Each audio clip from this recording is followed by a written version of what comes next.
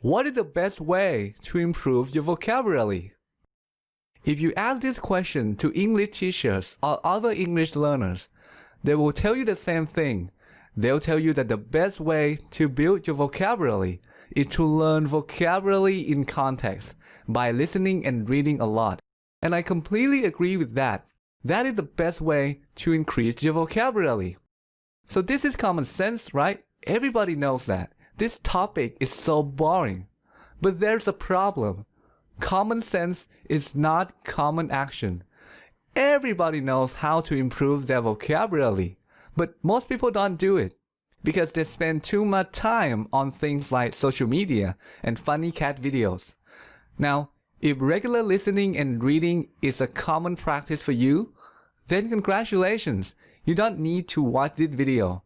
But if it's not a common practice for you yet, let me convince you to start listening and reading on a regular basis.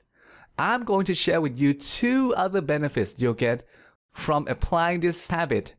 I'm also going to share with you some listening and reading materials at the end of this video. So let's get started. The first benefit you'll get is intuition. What is intuition? Well, let's say that you come across a multiple choice question about English grammar. You look at the choices and you know immediately what the correct answer is. You don't know the grammar rule that explains it. There's no reasoning behind it. It just feels right. That's intuition. It comes from taking in a lot of input by listening and reading. Unfortunately, some people don't appreciate the power of intuition. They learn vocabulary in a very strange way. They don't learn words in context. Instead, they find a list of words and memorize the meaning of each word one by one. Now this seems like a good idea. They're learning a lot of new words in a short period of time. There's only one problem with this. It's stupid. Just because we know the meaning of a word doesn't mean that we can use it. It's not enough. We also need to know how the word is used. Now, I'm sure that you already know this, right? You're not one of those people. You already know that it's much better to learn vocabulary by listening and reading. Because when you do that, you're not only improving your vocabulary, but also grammar, sentence structure, and so on. And over time, you will become an independent learner. It means that you have the ability to improve your English without help from other people. And that's really cool. Now let's talk about the second benefit of this habit. The second benefit is an increase in brain power. Just like how a muscle needs physical exercise to become stronger, your brain needs mental exercise to grow as well. Regular listening and reading is a great mental exercise. It improves so many brain functions.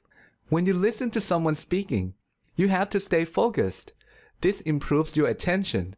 And if they're speaking really fast, you're also training your brain to process information faster, which leads to better comprehension. Reading is great too. It improves your memory. When you read a novel, you need to remember lots of details like the names of the characters, their backgrounds, the plot, and so on. Some books even increase your intelligence. Reading certain types of books improves the way you think. And these are just a few benefits. There are so many other benefits that I didn't even mention here.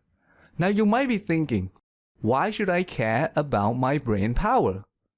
Well, because it will play a huge role in your English language development, especially if you're trying to improve your spoken English. For non-native speakers like you and I, speaking English requires a lot of effort. It places great demands on so many cognitive functions like memory, attention, auditory processing, reasoning, and so on. So if you want to speak English well, you're going to need to have a strong, healthy brain with lots of power. And by the way, if you're not living in an English-speaking country, this habit is a must. And I'm speaking from my personal experience here because I've never been to an English-speaking country. If you're in the same situation, the only way for you to immerse yourself in the English language is by applying this simple but powerful habit. I guarantee that you'll love the results. So do yourself a favor by start exercising your brain today. Click here to get some listening materials, or if you feel like reading, click here for my reading recommendations. You can also find these links in the description below.